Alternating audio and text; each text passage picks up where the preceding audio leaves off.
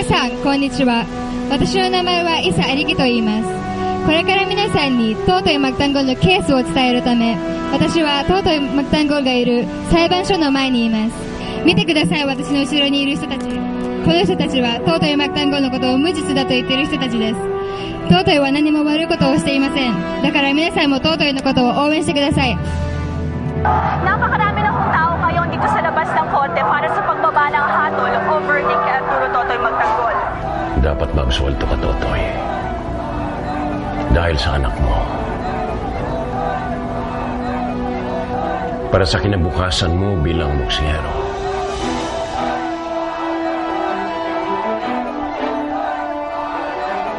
Mauna ka lang sa kotse. Ano nga kaya ang kalalabasan ng kasong ito? Masisentensyahan kaya si Arturo Magtanggol?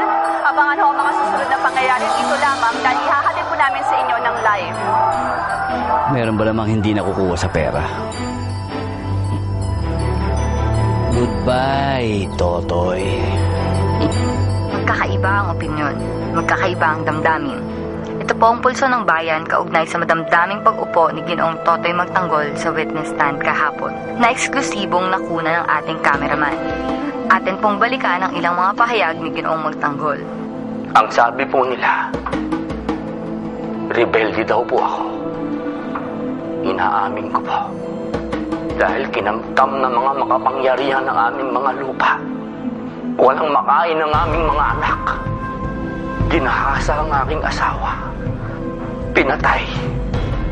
Pinilit ho kaming mabuhay sa kabundukan. Kailangan kong ipagtanggol ang pamilya ko. Ang natitira naming buhay, ang aming tangal. Pero masaya po ako. Kasi buhay po ang anak ko. Sana naman mapawalang sala na si Totoy. Sana manalo si Totoy. Sana makalaya siya. Ang maituloy na laban natin ulit dito sa pier. Nag-aalala ako. Baka masintensyahan si Totoy.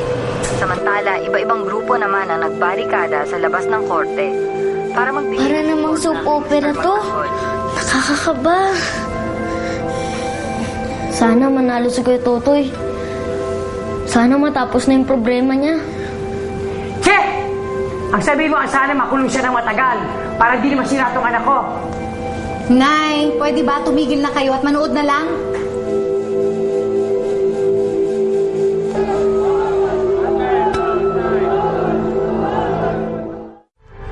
All rise.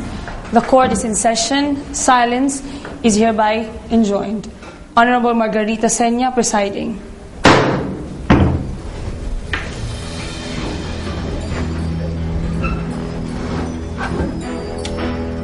Maari lamang tumayo ang akusado.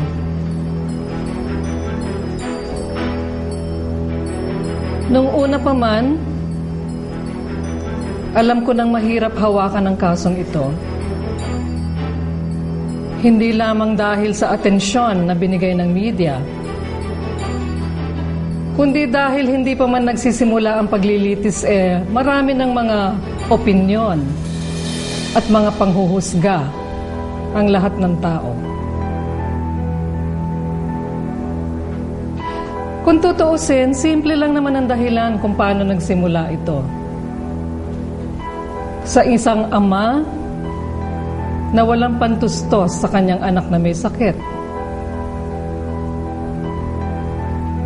Kaya nang hostage siya ng isang ospital para siguruhin ang kaligtasan ng kanyang anak. Isang simpleng dahilan, pero malalim ang pinag-uugatan. Dahil dito, nakita natin ang kabulukan ng sistema ng ating mga institusyong pangkalusugan.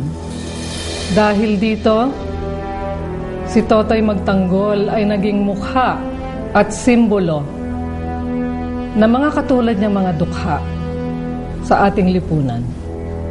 Dahil dito, namulat ang mata at isip ng lahat sa daing ng mga mahihirap na tulad niya. Pero hindi ito dahilan para labagin ng nasasakdal ang batas. Maaari mo nang basahin ang buod ng hatol ng korteng ito.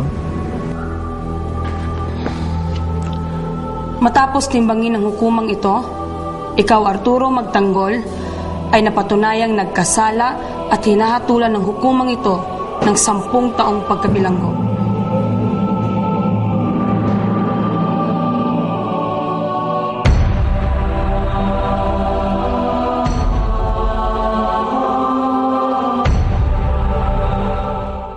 Lord, sa pagkabata ko, alam ng lahat po ng gusto ko. Lahat ng pangarap ko, nakukuha ko. Buong buhay ko ipinlala ko. Isa lang pong bagay ang hindi ko makuha-kuha. Ang hindi ko maplano ng basto. Si Totoy. Ang kababata ko na mahal ko. Kung kagustuhan man po ninyo na makulong siya, tinatanggap ko. Kahit masakit. Kahit alam kong yun ang tama, tatanggapin ko po. Isa lang po ang pinakikiusap ko sa inyo. Kahit nahatulang guilty si Totoy, huwag naman po sana sobrang bigat ang ipataw na parusa sa kanya ng judge. Huwag po sana siyang makulong ng matagal. Kahit na po huwag na para sa akin. Para na lang po kay Cecilia. Para po sana kanya. Yun lang po, Panginoon. Yun lang po ang pakiusap ko. Panginoon, alam ko na mabigat ang nagawa ni Totoy. Na maaari siyang makulong ng matagal.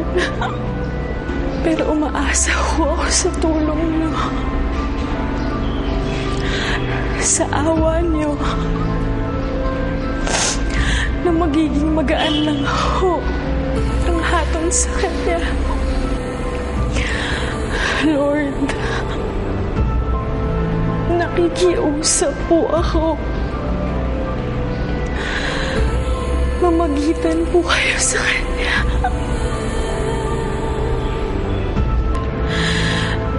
Ayoko po na mahirapan si Totoy. Dahil mahal na mahal ko po siya. Guilty daw siya! Arturo Magtanggol! Guilty daw siya! Verdict, roll mo na! 5, 4, 3, 2, action! Mga kaibigan, mainit pa po ang balitang ito. Ayon sa aming correspondence na nasa loob ng korte, lumabas na po ang hatol kay Totoy Magtanggol. At ang hatol, guilty. Inuulit ko po, guilty po si Totoy Magtanggol. Diyos ko, guilty daw. Oh, hindi totoo to. Hay nako, dapat ang talagang hatol sa kanya guilty dahil nagkasala si Totoy. Nay, pwede ba? Huwag na kayo makigulo. Bakit? Tama naman ako Totoo naman kriminal yung Totoy na yan Kaya tama lang talagang hatol sa kanya, guilty. At tama din sa kanya na mabulok sa loob ng kulungan. Tita Ana, totoo po ba yun?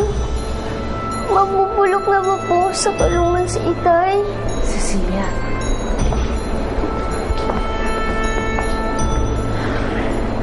Bakit po ganun ang sinabi ng inay niyo na makukulong na po si Itay? Dahil po ba sa akin? Kaya po makukulong na si Itay? Ano man ang mangyari sa Itay mo, wala kang kasalanan dun, kaya huwag mo sisihin ang sarili mo, ha? Ano man ang naging desisyon ni Totoy, desisyon niya yun. At alam kong hindi naman niya yung pagsisisihan. Bakit po ganyan ang sinasabi niyo? Ibig po bang sabihin, makukulong na po ng matagal si Itay? I'm sorry.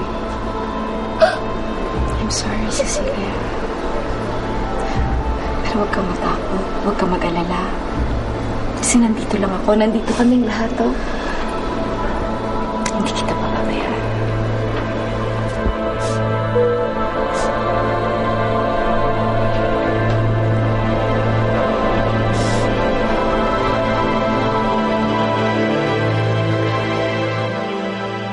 Guilty. Guilty ang hatol kay Totoy. Sinabi ko naman sa'yo, Tol, Lahat ng bagay na kukuha sa pera. Kahit justisya pa yan. Hindi niya alam. Wala siyang kalaban-laban sa atin. Kaya huwag ka dapat maghinayang sa 5 milyon, Tol. Tol, pera lang yon. Kikitain ko rin yun. Pero ang makulong si Totoy, yun ang hindi mapapalitan. Mabuti na lamang. At sumasampalataya sa piso si Judge Celia. At ngayong mapupunta na siya sa munti, aking-akin na si Ana. Wala nang ahadlang sa amin dalawa.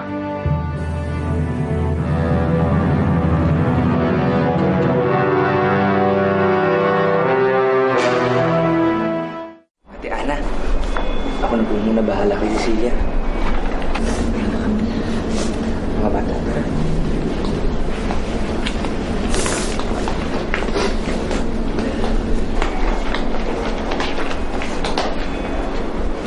Hoy, kayong tatlo, iwanan ko muna kayo dito. Dahil sigurado magdadramahan na naman kayo dito. Mali mo talaga ang pait, no? Sobrang pait.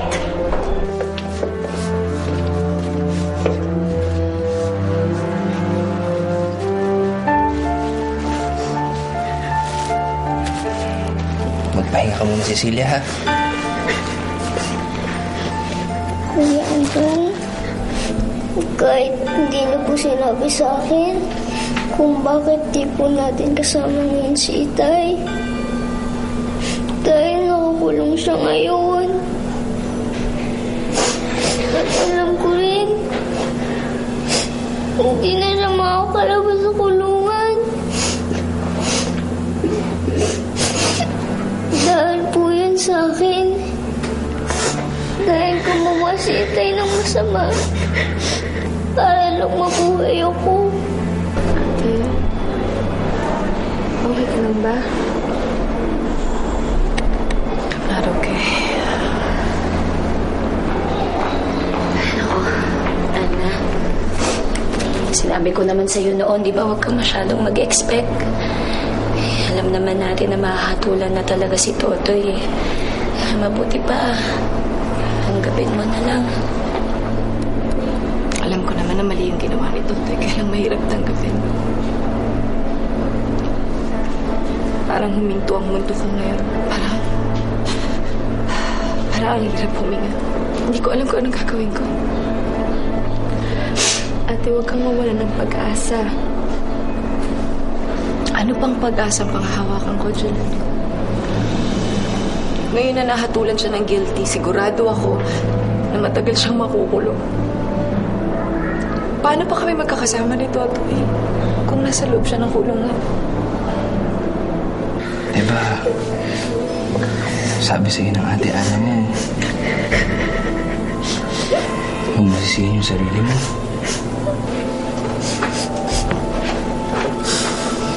Sa totoo lang, si Cecilia, wala kang kasalanan. Kung makukulong na si Kuya Totoy ng matagal, kasalanan yun ng mga taong hindi makaintindi sa nangyari. Pati na rin sa sitwasyon natin dahil mahirap tayo. Kuya Andong, wala na po ba talaga sa atin si Kuya Totoy? Ayoko po, Kuya Andong. Ayoko pong mawala sa atin si Kuya Totoy. Hindi siya mawawala sa atin. Malalayo. Oo. Pero alam kong palagi natin siyang kasama. Kasi ang alam ko, ang puso niya ay nandito sa atin. Pero Cecilia, ito ang tandaan mo. Walang kahit na sino man ang makakapaghiwalay sa inyo ng tatay mo. Kahit yung kulungan pa na yan, hindi kayo mapanghihiwalay. Tandaan mo, mahal na mahal ka ng tatay mo. Mahal na mahal ka ni Kuya Totoy.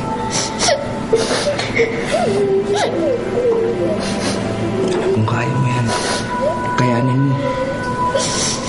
Para sa Itay mo.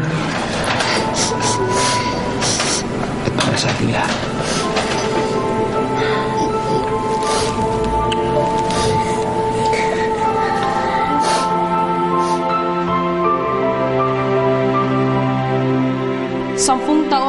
parudusahan mo sa kulungan upang pagbayaran ang mga kasalanan mo.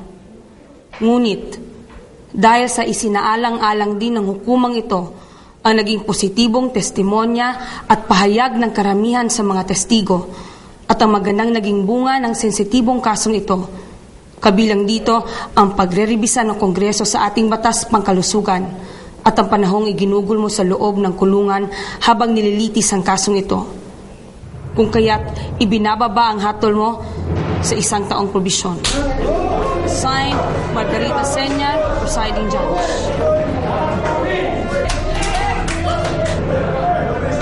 This session is now adjourned.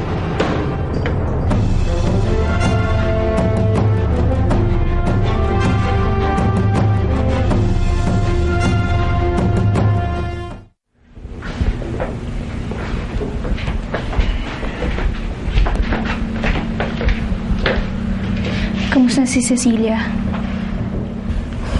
Ngayon, nakatulog na. Binabantay ng mga bata. Kawawa naman si Cecilia. Ang kinakatakot ko lang baka sumpungin siya ng sakit niya dahil sa mga nangyayari sa kanila.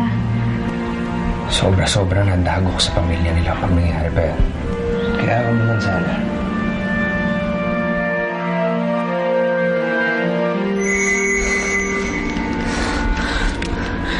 Hello, Steve. Anong balita? Ate, good news. Binigyan kagad ng parol si Totoy. Talaga? Oo. Makakalaya na si Totoy, ate. Hindi na siya makukulong. Salamat sa Diyos. Maraming salamat. Maraming salamat po. Paano na tayo ngayon, Totoy?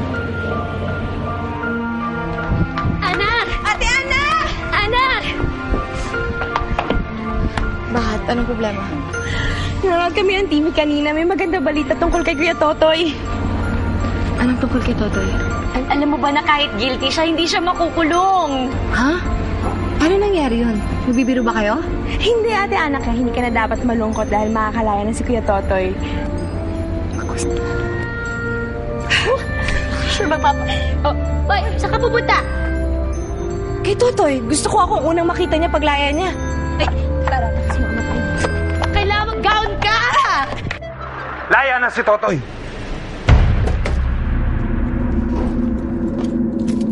Leche.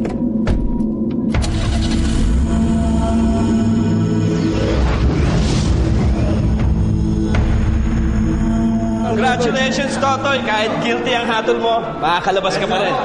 Ibig sabihin na Tony, talagang makakalaya na si Totoy. Ano na pong ayusin mga papeles sa kaligtahan? Makakalaya. Okay.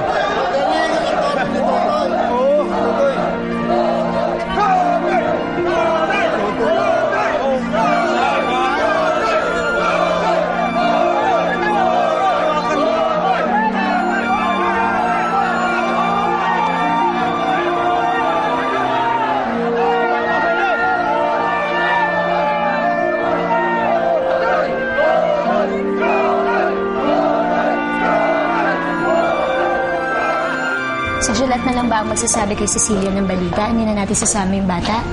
Hindi na, baka mabinat lang yun. Sige. Ano ko? Ay, ano ka? Ano ba yan? Ay, sorry po, sorry. Sorry po, sorry. Ana, gusto lang namin kunan ng reaction mo tungkol sa paglaya ng kababata mong Totoy Magtanggol. Pasensya na, no comment muna ako dyan. Yung nalalapit ninyong kasal ni Miguel. Connie. Sorry, pero hindi po muna makakapag-comment si Miss Ana. Pasensya na po. Sino man nagpapasok dito? Tom, ano yun mo nga to? Sandali. Ano meron dito? Bigyan kukunan lang sana namin statement si Ana tungkol kay Totoy. At pati na rin sa nalalapit yung kasalan. Tuloy na tuloy ang kasal namin ni Ana. Hindi ba, Ana? Tuloy ang kasal? At masayang-masaya kami sa paglaya ni Totoy. Yun lang muna masasabi namin sa kanya.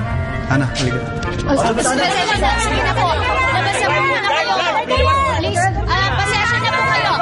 Manong guard, kasi, nako. Mahal ko ang batas. Ito ang buhay ko. Sa 25 taong bilang abogado, 10 taong ko bilang hukom, Nasaksihan ko kung paano pinagsilbihan ng batas ang tao. Nabigyang katarungan ng mga api na ipaglaban ang karapatan ng mga pinagkaitan. Pero naging piping saksi rin ako kung paano pinaikot-ikot ang letra at diwa ng batas upang paboran ang mga manunuhol, ang mga makapangyarihan, ang mga ganid. Maling wala akong ginawa para pigilan ito. Hindi ako nagsalita. Ang piring na dapat sa mga mata ko'y naipasok sa bibig ko para manahimik dahil kailangan makisama. Bahagi ako ng sistema. Ipinagmamalaki ko na ang huling kasong hinawakan ko ay kay Arturo Magtanggol. Sa kaso niya, ibinalik ko ang piring sa aking mga mata. Ang batas ay walang kinikilala.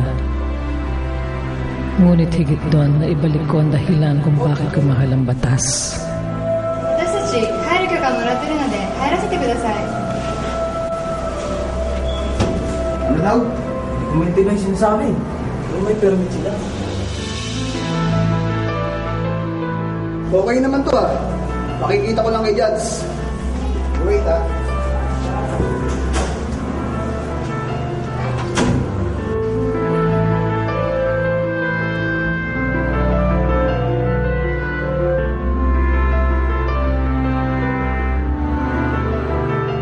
Judge, hinihintay na po kayo ng foreign media na mag-i-interview sa inyo. Sabihin mo susunod na ako. Samahan mo sila dun sa aking sala. Yes, ma'am. Sa mga kapwa ko hukom, ibalik natin ang dahilan kung bakit ninanais nating maging abogado. Kung may kahit nakatiting na pagdududa, i-absuelto. Yan ang batas. Mabuti pang makalaya ang 10 nagkasala kaysa magkulong ng isang inosenteng tao. Yun din ang batas. Muli nating ibigin ang batas. Mas kami.もう本当に誰この2人は。バカみたい。そうだね。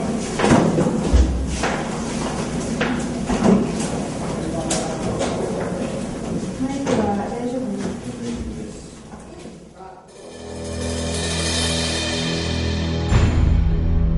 薄雪、マイクのテスト。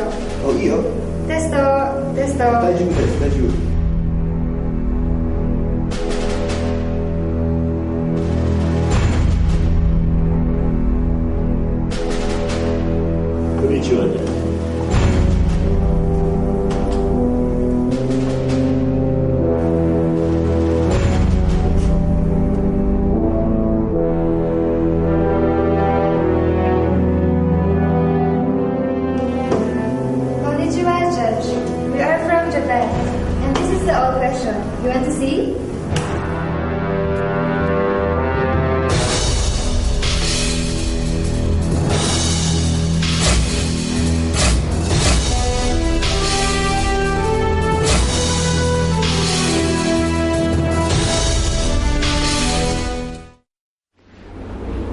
Ana, ba't tahimik ka? Siguro naman hindi mo minamasama yung sinabi ko sa reporters na tuloy ang kasal natin. Sinabi ko lang yun para mawala ang issue tungkol sa inyong dalawa ni Totoy. Naiintindihan ko naman yun, Miguel. Pero kailangan pa rin nating bawiin yung statement na yun.